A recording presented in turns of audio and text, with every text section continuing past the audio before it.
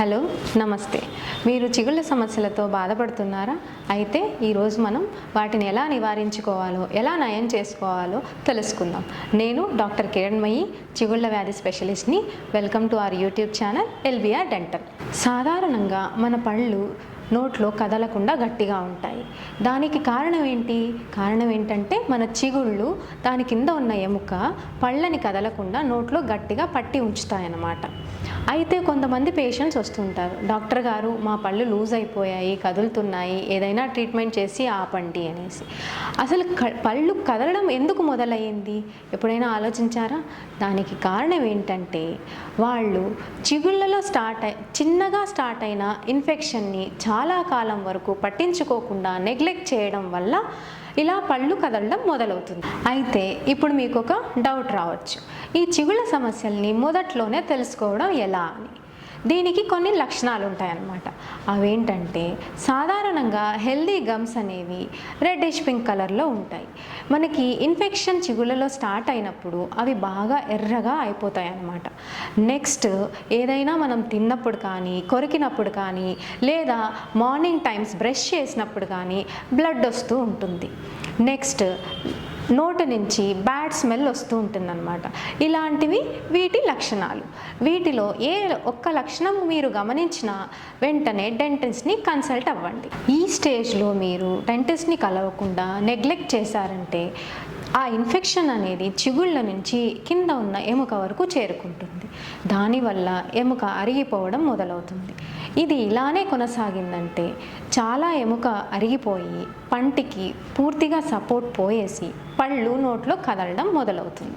ఇంకో విషయం అండి, ఈ చిగుళ్ళ సమస్యలు అనేవి షుగర్ పేషెంట్స్లో కానీ, లేదా స్మోకింగ్ లాంటి హ్యాబిట్స్ ఉన్న వాళ్ళల్లో కానీ, లేదా టొబాకో చ్యూయింగ్ లాంటి హ్యాబిట్స్ ఉన్న వాళ్ళలో కానీ స్టార్ట్ అయిందంటే దాని ప్రోగ్రెషన్ అనేది చాలా ఫాస్ట్గా జరుగుతుంది. మనం ఇప్పటి వరకు అసలు చిగుళ్ళ సమస్యలు అంటే ఏంటి అనేది, అది ఎలా జరుగుతుంది, దానివల్ల వచ్చే నష్టం ఏంటి అనేది తెలుసుకున్నాం. అసలు చిగుళ్ళ సమస్యలు అనేవి ఎందుకు వస్తాయి, వాటి కారణాలు ఏంటి అనేది ఇప్పుడు తెలుసుకుందాం. మెయిన్గా ఈ చిగుళ్ళ సమస్యలు అనేవి ఎందుకు వస్తాయంటే బ్యాడ్ మెయింటెనెన్స్ వల్ల అండి. బ్యాడ్ మెయింటెనెన్స్ అంటే సరిగ్గా బ్రష్ చేసుకోకపోవడం, తిన్న పదార్థము పంటి సర్ఫేస్ పైన కానీ, లేదా చిగుళ్ళ మొదల్లో కానీ, లేదా పంటికి మధ్య ఉన్న గ్యాప్లో కానీ అలాగే అతుక్కొని నిండిపోవడం వల్ల జరుగుతుంది. ఫుడ్ అతుక్కొని ఉండిపోవడం వల్ల చిగుళ్ళకేంటి సమస్య అని మీకు డౌట్ రావచ్చు. ఏంటంటే ఆ అతుక్కున్న ఫుడ్ బ్యాక్టీరియా వచ్చి అక్కడ అక్యుములేట్ అవ్వడానికి మంచి హోమ్గా తయారవుతుందండి. అలాగే ఇప్పుడు చాలామంది ఫుడ్ హ్యాబిట్స్ మారిపోయాయి. చాలామంది జంక్ ఫుడ్కి అలవాటు పడిపోయారు. జంక్ ఫుడ్ మెయిన్ లక్షణాలు ఏంటండి? ఎక్కువ శాతం దానిలో షుగర్సే ఉంటాయి. నెక్స్ట్ దాని స్టిక్కీ నేచర్ అన్నమాట. జంక్ ఫుడ్ అనేది బాగా స్టిక్కీ నేచర్ కలిగి ఉంటుంది. పంటి సర్ఫేస్కి అది అతుక్కుపోతుంది. మనం నోట్లో నీళ్ళు వేసి పుక్కిలించినా అంత ఈజీగా అది క్లీన్ అవ్వదన్నమాట. ఇంకొకటి స్ట్రెస్ఫుల్ లైఫ్ స్టైల్ వల్ల కూడా చిగుళ్ళ సమస్యలు ఎక్కువవుతాయి.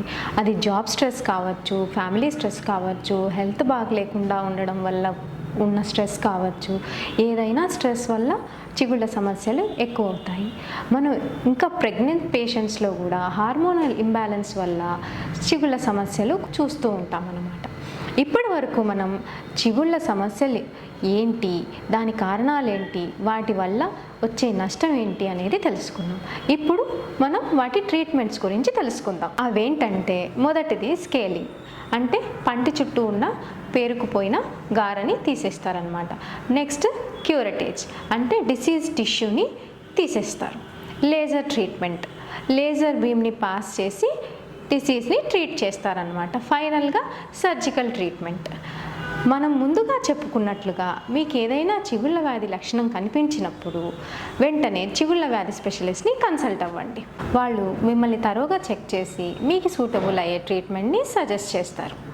ఈ వీడియో కనుక మీకు ఇన్ఫర్మేటివ్గా అనిపిస్తే ప్లీజ్ లైక్, షేర్.